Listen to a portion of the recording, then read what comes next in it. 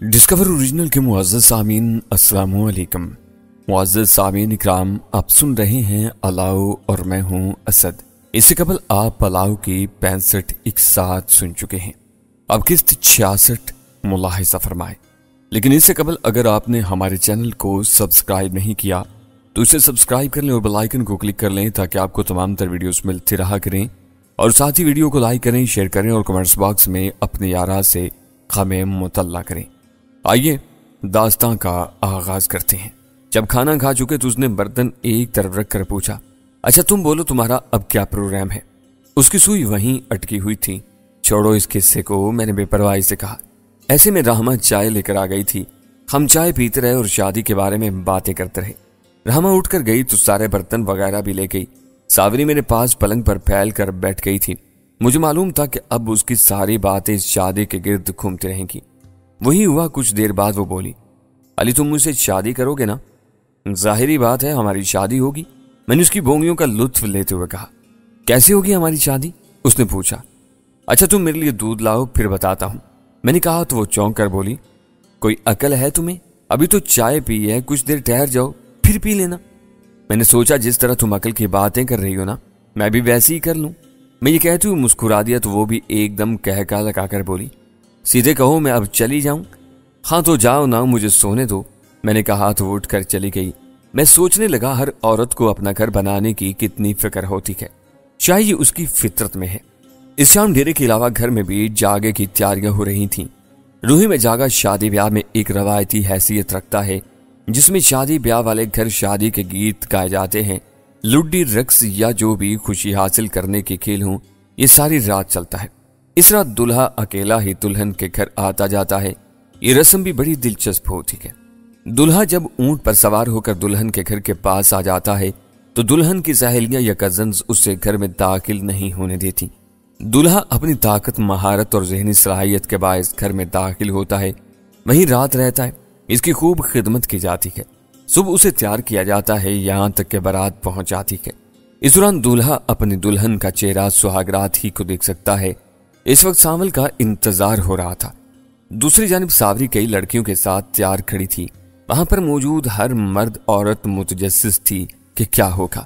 میں نے چونکہ بچپن میں ایسی بہت سی شادیاں دیکھی تھیں اس لیے بھول گیا تھا۔ اس وقت مجھے بھی اتنا ہی تجسس تھا۔ جس طرح وقت گزرتا جا رہا تھا، نہ جانے کیوں میرے اندر ایک بے چینی سی پھیلتی جا رہی تھی۔ یہ سب اتنا پرسکون کیوں ہو رہا ہے؟ 2 دن پہلے پیروزہ کو مارا تھا، کوئی بھی ایسا نہیں تھا جو اس کا انتقام لینے کے لیے آتا۔ اتنی سمجھ تو مجھے بھی تھی کہ یہ دنیا تاریخ ہے، جب تک مفاد وابستہ ہے تب تک ساتھ دیا جاتا ہے، جب فائدہ دکھائی نہیں دیتا تب اجنبی بن جاتے ہیں، اور جہاں نقصان کا اندیشہ ہو وہاں دشمنی شروع ہو جاتی ہے۔ اس روحے میں کوئی ایسا نہیں تھا جو پیروزہ اور میرن شاہ کا انتقام لینے آ جاتا۔ شام ڈھل چکی تھی اور اندھیرا پھیلنے لگا تھا۔ روشنی کا انتظام کیا گیا تھا۔ میں یوں ہی چلتا ہوا ڈیرے کے پھاٹک تک چلا گیا۔ بستی کی طرف سے عورتیں اور بچے آ رہے تھے۔ میرے پاس آ کر بختاور کھڑا ہو گیا۔ مجھے اس وقت پتا چلا جب اس نے میرے کاندھے پر ہاتھ رکھتے ہوئے پوچھا، کیا بات ہے علی، بڑے پریشان لگ رہے ہو؟ بختاور سب ٹھیک ٹھاک ہو رہا ہے نا؟ کوئی لڑائی نہیں، کسی نے ڈسٹرب نہیں کیا؟ بس اسی وجہ سے، میں نے صاف لفظوں میں کہا تو بختاور کہکا لگا کر ہنس دیا۔ میں نے پہلی بار اسے کہکا لگا کر ہنستے ہوئے دیکھا تھا۔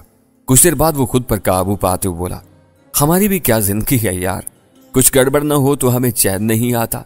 فکر نہ کرو، جب تمہاری اور ساوری کی شادی ہوگی نا تو بڑے ہنگامے ہوں گے۔ یہ تو بیچارے ساول کی شادی ہے، تو میں کیا پتا میری شادی ساوری ہی سے ہوگی؟ میں نے سنجیدگی سے پوچھا تو وہ ایک دم سے سنجیدہ ہو گیا، پھر دھیمے سے لہجے میں بولا، اگر ہو گئی تو پتہ نہیں یار زندگی ہے بھی یا نہیں، آج تو ہے نا ہمارے پاس۔ میں نے زبردستی مسکراتے ہوئے کہا، ہاں آج ہے، لیکن تم اسے بھی بد مزہ کر رہے ہو۔ آؤ جاگا دیکھتے ہیں۔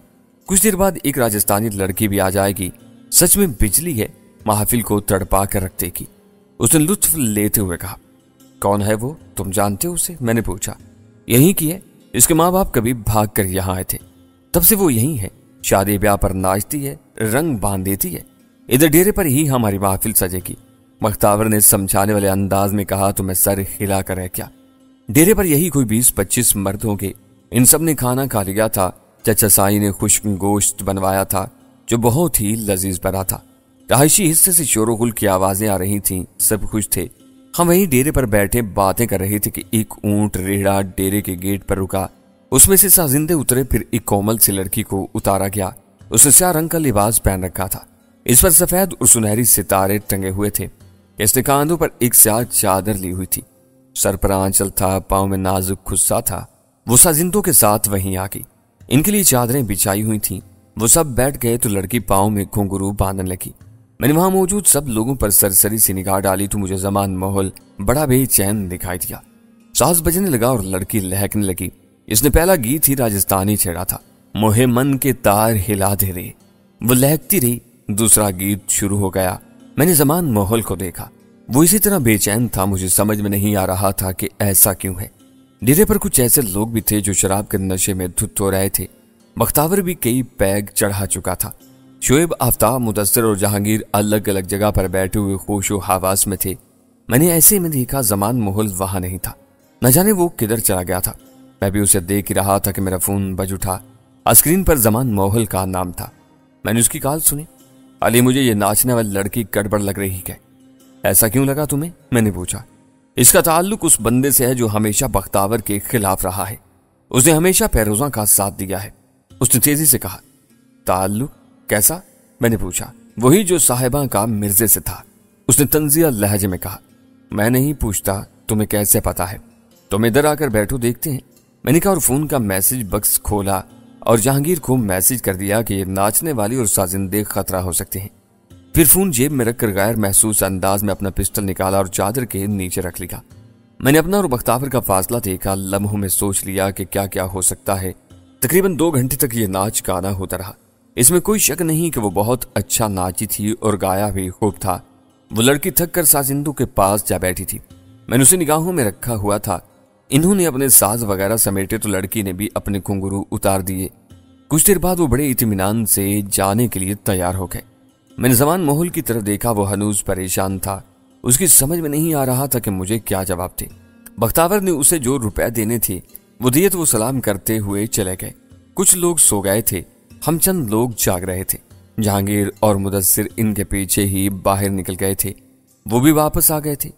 हम सब खड़े थे। बख्तावर को भी पता चल गया था। इन सब के सामने मैंने जमान माहौल से पूछा, समान तुम्हें ऐसा क्यों महसूस हुआ था? प्यार में इसे अच्छी तरह जानता हूं। इसका नाम पता नहीं है, मगर इसे सब रिधि कहते हैं। जिससे इसकी यारी है, इसका नाम छोटू राम है। बख्तावर जानता है? जमान ने कहा तो बख्तावर ने चौंकते हुए कहा, ये थी रिधि? तो और क्या? उसने तेजी से जवाब दिया। तुम जानते हो इसे? मैंने पूछा तो बख्तावर ने तेजी से कहा, इसका नाम ही सुना हुआ था, लेकिन छोटू राम तो मेरे दुश्मनों में से एक है। यही तो फिरोजा और राजस्थानियों के दरमियान राबता कराता है। तो फिर एक बात याद रखो सोनियो, आज रात फिर मोहतात हो जाओ, कुछ भी हो सकता है, याद रखना। आफ्ताब ने अपने मखसूस अंदाज में कहा। वैसे भी जागना है। हाँ, मोहतात हैं हम। बख्तावर ने कहा तो जो जाग रहे थे उन्हें इधर उधर काम पर लगा दिया गया। जो सो रहे थे इन्हें उठाकर घर भेज दिया। हम पूरी तरह तैयार हो गए थे, लेकिन चुप हो गई, कुछ भी नहीं हुआ। अगले दिन सावल की बारात थी। करीब करीब बस्तियों के लोगों को बुलाया गया था। जहांगीर ने बड़े पैमाने पर सिक्योरिटी का बंदोबस्त किया हुआ था। वो दिन बहुत सुकून से गुजर गया। सावल की रहमा से शादी हो गई। इस रहायशी हिस्से ही में एक कमरा दे दिया गया। लोग थक हार कर अपने अपने घरों को जा चुके थे। वो रात खतरनाक थी, लेकिन जहांगीर मुझसे भी ज्यादा तेज निकला। उसने चच्चा साईं की बस्ती से बंदे मंगवा कर सिक्योरिटी बनाई, फिर खुद सो गया। मुझे बिल्कुल भी नींद नहीं आ रही थी। रहायशी हिस्से में अभी भी औरतें मौजूद थीं। मैं डेरे पर आ गया। मुझे इस वक्त वहां आए कुछ 10 मिनट हुए होंगे। गेट के बाहर एक हैवी मोटरसाइकिल आकर रुकी। इसे एक मर्द चला रहा था। इसके पीछे एक पतली सी लड़की बैठी हुई थी। मैंने अपने पिस्टल को हाथ डाल लिया था, यहां तक कि मैंने सेफ्टी केज भी हटा लिया। उन्होंने मोटरसाइकिल दूर ही रोक ली, फिर पैदल चलते हुए आगे बढ़े। सिक्योरिटी वाले लड़के एकदम से बढ़कर इनके सामने आ गए। चंद लम्हों बाद एक लड़के ने कहा, अली भाई, ये तो रात वाली राजस्थानी लड़की है। उसने कहा तो मैं चौंक पड़ा। पहला सवाल दिमाग में यही आया कि ये क्यों आए हैं। आने दो, मैंने ऊंची आवाज में कहा तो वो दोनों चलते हुए मेरे पास आ गए। मैंने इन्हें चारपाई पर बैठने का इशारा किया। वो दोनों बैठ गए तो मैंने पूछा, खैर तो है ना रिधि? खैर ही है, मैं तुमसे कुछ बातें करने आई हूं। करो, शौक से करो। मैंने उसकी तरफ देखते हुए कहा, लेकिन मेरा हाथ पिस्टल पर और नजर उनकी एक एक हरकत पर थी। رات میں جب یہاں سے گئی تو مجھے احساس ہوا کہ تم لوگوں نے مجھ پر کوئی شک کیا ہے، کیا یہ ٹھیک بات ہے؟ اس نے جذباتی سے لہجے میں کہا۔ مجھے فوری سمجھ میں نہیں آیا کہ وہ دراصل پوچھنا کیا چاہتی ہے، لیکن پھر میں نے مسکراتے ہوئے پوچھا، تمہیں کیسے شک ہوا؟ وہ بندے جو رات ہمارا پیچھا کرتے ہوئے گئے تھے، یہ کہہ کر وہ لمحہ بھر کو رکی، پھر بولی، اگر تم لوگوں کو مجھ پر شک ہوا ہے تو ٹھیک ہوا، کم از کم بختاور کو تو چاہیے تھا کہ وہ مجھے پہچان لیتا، مجھے یہاں روکنے کی کوشش کرتا۔ سیدھی بات کرو ردی، کہنا کیا چاہتی ہو؟ یہی کہ شک ہوا تو کیوں ہوا؟ اگر ہو گیا تھا شک تو پھر مجھ سے پوچھا کیوں نہیں؟ یہی بات مجھے آج یہاں لے آئی ہے، اس نے اعتماد سے کہا تو میں اس کی طرف دیکھنے لگا۔ چند لمحوں بعد میں نے ٹھنڈے لہجے میں کہا، تمہیں یہاں پہچان لیا گیا تھا، جو تمہارا حوالہ ہے چھوٹو رام کا، تم اس کی محبوبہ ہو تو شک لازمی ہونا تھا۔ مجھے تو سب پہچانتے ہیں اور میں جان بوجھ کر یہاں آئی تھی کیونکہ چھوٹو رام میرا محبوب تھا، اب نہیں ہے، اس نے تیزی سے بتایا۔ تھا مطلب وہ؟ میں نے سرسراتے ہوئے لہجے میں پوچھا تو وہ بولی، زندہ ہے لیکن وہ میرا محبوب نہیں رہا، اس نے مجھ سے دھوکہ کیا، میں اسے اب زندہ نہیں دیکھنا چاہتی، اس نے انتہائی نفرت سے کہا۔ اور تم چاہتی ہو کہ ہم اسے قتل کر دیں؟ میں نے حیرت سے پوچھا۔ نہیں، وہ خود ہی ہو جائے گا جیسا وہ کر رہا ہے، میں تو اپنے بارے میں بتانے آئی تھی، اب مجھ پر شک نہ کیا جائے، اگر کوئی شک ہے تو اسے جیسے چاہیں دور کر لیں، اس نے پھر سے جذباتی لہجے میں کہا تو مجھے لگا وہ کچھ کہنا چاہتی ہے لیکن کہہ نہیں پا رہی، ورنہ رات جب وہ چلی گئی تھی تو بات ختم ہو گئی تھی۔ میں نے ایک طویل سانس لیتے ہوئے کہا، دیدی وہ بات کہو جو تم کہنے آئی ہو، سن لو گے نا؟ اس نے بھی یقینی کسی انداز میں کہا تو میں ہنس دیا، پھر بڑے اطمینان سے کہا، ہاں سن رہا ہوں۔ ہمارے قبیلے کے کوئی 25-30 گھر یہاں رہتے ہیں، ان میں ہم 4 لڑکیاں ایسی ہیں جو ناچ گا کر کماتی ہیں، یہاں اتنا پیسہ نہیں ہے، پوری روہی میں چند گھر ہیں جو اپنی خوشی پر ہمیں بلاتے ہیں، لیکن ہم خوش ہیں، اپنا گزارا ہو جاتا ہے۔ میں نے اپنی زندگی میں ایک غلطی کی ہے، چھوٹو رام سے دل لگا کر۔ میں سمجھتی تھی وہ مجھے بہت چاہتا ہے، لیکن نہیں، وہ مجھے کیا خود کو بھی نہیں چاہتا۔ میں نے اسے بہت روکا، تم غلط دھندے میں مت پڑو، مگر وہ نہیں رکا۔ اور کیا دھندا کرتا ہے وہ؟ میں نے پوچھا۔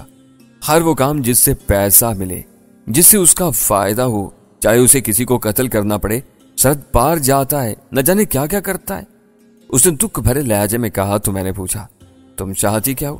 2 ماہ سے زیادہ ہو گئے ہیں، وہ مجھے میرے باپ سے خریدنا چاہتا ہے، بات بھی ہو گئی ہے، وہ مجھ سے شادی کر کے مجھے یہاں رکھتا تو بات الگ تھی، لیکن وہ مجھے پار لے جانا چاہتا ہے۔ اس کے لہجے میں درد بڑھ گیا تھا۔ جہاں شوہر وہاں بیوی، اس میں کوئی حیرت والی بات تو نہیں ہے ردی، وہ تجھے پار لے کر جائے گا وہاں۔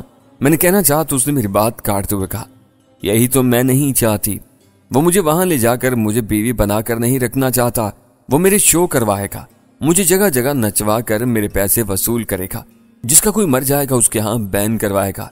تھر کے علاقے میں بہت کم اور راجستھان میں یہ بھی ایک روایت پائی جاتی ہے کہ جس کا کوئی مر جائے وہاں رونے دھونے اور بین ڈالنے والی مخصوص عورتیں آتی ہیں جنہیں روالی کہا جاتا ہے۔ یہ ایسے ہی سمجھا جاتا ہے جیسے شادی بیاہ پر کسی کو ناچنے کے لیے بلانا۔ اسے پتا چلتا تھا کہ وہ علاقے کے بڑوں میں شمار ہوتے ہیں۔ تبھی میں نے دلچسپی سے پوچھا، تم کر لیتی ہو بہن؟ ہاں نا، تھوڑا بہت، نہیں آتا ہوگا تو وہ سکھا دے گا، اس نے تلخی سے کہا، پھر لمحہ بھر رک کر بولی، اگر یہ پیشہ کروانا ہو تو پھر بھی ٹھیک ہے، لیکن اس کا کوئی پتہ نہیں وہ مجھے کب اور کہاں مار دے۔ بیوی تو نہیں چاہیے نا اسے؟ تمہارا خیال ہے میں اسے روکوں، تمہیں اپنے ہاں پناہ دوں؟ میں نے بہت کچھ سوچتے ہوئے پوچھا تو اس نے انتہائی سنجیدگی سے کہا، ہاں بس وہ میرا خیال چھوڑ دے، لیکن اس کے عوض میں تمہیں دولت تو نہیں دے پاؤں گی۔ ہاں اور بہت کچھ ہے جو میں تمہیں بتا سکتی ہوں۔ مثلاً کیا بتا سکتی ہو؟ میں نے پوچھا۔ ابھی تو اتنا بتا سکتی ہوں کہ میرا سارا قبیلہ پیروزہ کے ساتھ تھا، اسی کے گن گاتا ہے، اس کے بڑے کام بھی آتا رہا ہے، کیونکہ وہ ان سے کام لے کر انہیں پیسہ بھی دیتی تھی۔ جب آپ اسے روکو گے نا تو بہت کچھ سامنے آ جائے گا، یہ مجھ پر یقین رکھے، اس نے انتہائی محتاط انداز میں بتایا تو میں سمجھ گیا وہ بھی خوف زدہ تھی۔ میں نے کون سا اسے یقین دلایا تھا، تبھی میں نے پوچھا، چھوٹو رام یہی ہے؟ ہاں آج کل تو یہی ہے، اس نے بتایا۔ چل ٹھیک ہے، میں اسے سمجھا دوں گا، تو روٹی پانی کھا۔ اور میں نے کہا تو وہ اٹھتے ہوئے بولی، نہیں اب میں چلتی ہوں، ملتے ہیں پھر۔ اس نے کہا اور اٹھ گئی۔ اس کا ساتھی بھی جلدی سے اٹھا اور دونوں بائک کے پاس جا پہنچے، پھر گیٹ سے نکلتے چلے گئے۔ میں نے پسٹل کا سیفٹی کیچ لگایا اور جیب میں رکھ لیا۔ وہ دونوں میرے لیے ایک نئی سوچ چھوڑ گئے تھے۔ میں تھوڑی دیر سوچتا رہا، پھر اٹھ کر زمان ماحول کی طرف چل دیا۔ میں نے اپنی جیپ اس کے گوپے کے باہر روکی تو وہ جلدی سے باہر آ گیا۔ मुझे यूं देख कर हैरत से बोला, खैर तो है ना यूं अचानक? बस यार बहुत दिन हुए तुमसे गपशप नहीं की, मैंने सोचा थोड़ा वक्त तुम्हारे साथ भी गुजार लूं। मैंने पलंग पर बैठते हुए कहा, वो तो जब चाहो आओ, लेकिन मैं अभी तुम्हारी तरफ आने वाला था। उसने कहा, खैरियत? मैंने पूछा। वो जो रात लड़की नाचने आई थी ना, रिद्धि, आज मैंने सारा दिन उसी पर लगाया है। उसके बारे में पूछताछ करता रहा। मैं हैरान हूं कि रात उसने कुछ भी नहीं किया। वो तो इस कबीले से ताल्लुक रखती है जो हमारे सख्त खिलाफ है। उसने मुझे मालूमात देते हुए कहा। उसे लाया कौन था? मैंने सुकून से पूछा। हाँ, ये पता करने वाली बात है। जाहिर है वो कोई हम में से ही होगा ना। उसे सोचते हुए कहा तो मैं बोला, ये तो पता कर लेता हूं, तुमसे एक बात पूछने आया हूं। पूछो। उसने मेरे चेहरे पर देखते हुए कहा, तुम्हारा इन राजस्थानियों से बड़ा ताल्लुक रहा है। बताओ कौन हमारे सामने आ सकता है, किसमें कितना दम है? मैंने धीमे से लहजे में पूछा। यार वो तो खुद सहारा तलाश करते हैं। चोर के कौन से पांव होते हैं?